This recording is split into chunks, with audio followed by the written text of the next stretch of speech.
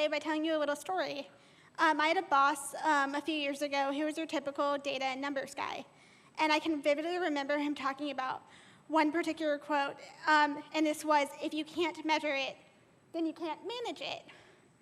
And I know what you're thinking, that sounds a little harsh. But in reality, I didn't exactly get into community management to spend all day in spreadsheets. I tend to gravitate more towards the warm and fuzzy aspects of the job, just like many of you. However, in this theme that has been particularly emphasized a lot today is if you want to get buy-in and be taken seriously and continue to grow and advance in your role, then you have to be able to find ways to basically communicate how what you're doing on a day-to-day basis is impacting the bottom line of the business. So the best way, I'm going to echo a quote I heard once from Richard Millington over at Feverbee, which is you should have between 1 to 3 main core KPIs. And these metrics should always be things that tie back to a financial goal or even better, a monetary value. So that's either how is the initiative I'm working on in my community, either increasing sales or decreasing support. And for all of you guys who are who do manage customer communities, generally the latter is going to be a little bit easier.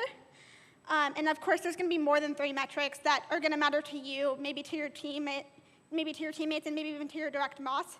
Things like community health metrics are one example of that. However, like senior leaders within your company don't have the time to read a 7-page report every week, every month, or even every quarter. They want to know what's working and what isn't working in the most clear and concise form. And one of the best examples for how community can have a super impactful result for a business is GiftGaff. GiftGaff is a UK-based mobile phone SIM card provider company, and they only have 25 employees, but almost 100% of their support is community-driven, and they managed to do all of this and get more than 1 million replies in their community with an average speed of answer of 3 minutes. When's the last time we were only on hold with Time Warner Cable for only 3 minutes? Yeah, never. And it did manage to do all of that with a CSAT of 85%. To put into perspective, any CSAT that's above 80% is considered really, really good. So this kind of just showcases how a support community can have a really big impact on the bottom line of a business.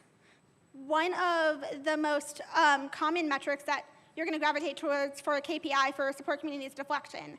After all, if you know the total support volume by channel, phone, chat, email, and then you also have the cost per call, and then you also know the cost per call, ticket, and chat, you can end up with a cost deflection ratio or cost savings. However, this can be really misleading because it's only half of, and most community managers tend to stop there right at deflection, and they don't take into consideration the other 50% that is really, really important, which is customer experience. Customer experience tends to be survey-based metrics. They're things like forced contact resolution, which is when you went to the online community, did you get an answer the first time, was it resolved? And there are also things like CSAT, which I kind of alluded to above with the GiftGaff example, and Net Promoter Score. Net Promoter Score being how likely was the customer to refer your brand to their friends and family, because after all, the first, that's like the highest compliment that a customer can give you as a referral. So the key is to find that balance between customer experience and deflection. And what can so often happen is that when you're talking about deflection, you get so obsessed with that you end up doing things like hiding all of your more costly support channel options like phone numbers and email, and only surfacing your community. But in return, that can create a lot of excess frustration and friction for your customer, which can lead to decreased customer experience. And at the same time, while you're saving money in the short term, in the long term, you're probably it's going to cost you a lot more in the increased churn. Meanwhile, if you overcorrect too much the opposite direction and you focus so much on experience that you don't talk at all about deflecting anything, you're going to quickly run into issues of scaling, which is why finding that tipping point and that balance is so important. And I'm going to actually, another way of saying that, I'm going to actually give a hat tip to Jay Baer in his new book, Hug Your Haters, which is an absolute must-read. Totally recommend everyone in this room read that book.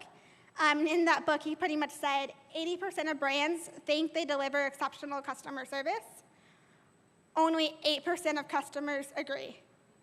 Yeah, I'm gonna let that sink in for a second. That's a pretty staggering difference. It kind of just can have the impact of how important it is to focus not only on deflecting things, but also in making sure that your experience throughout that process is just as good, if not better. So when you're talking about customer experience, one of the first things that you're probably going to do is you're going to find ways to improve it. If maybe you haven't been measuring customer experience before, then the first thing is to establish a baseline. And even if you have, do a more recent version of that, and so you can, because you can't actually know what to improve unless you know where you're currently at. And one of the biggest things is you're probably going to see that results and you're going to go jump right in and fix all these things, but I actually recommend not doing that and instead spending a minimum of 2 weeks just actively engaging in active listening and sentiment analysis, kind of graphing positive and negative feedback within your online community to be able to know, like, what are those top issues. And at the same time that you're doing all that, identify and reach out to the top 20 contributors in your community. Most community platforms have a way of being able to tell who those people are. When I recommend reaching out to them, I actually recommend reaching out via phone, Skype, or even better in person to get the most honest feedback. These are going to be the people who are the most likely to be your super fans. And when they see you actively listening to their feedback, and even better, hopefully incorporating their suggestions, it's just going to continue to build that trust between you, your brand, and that person. So what can all of this lead to when you find the way to marry deflection and customer experience? It can lead to bigger community budgets, an easier time being able to hire more team members,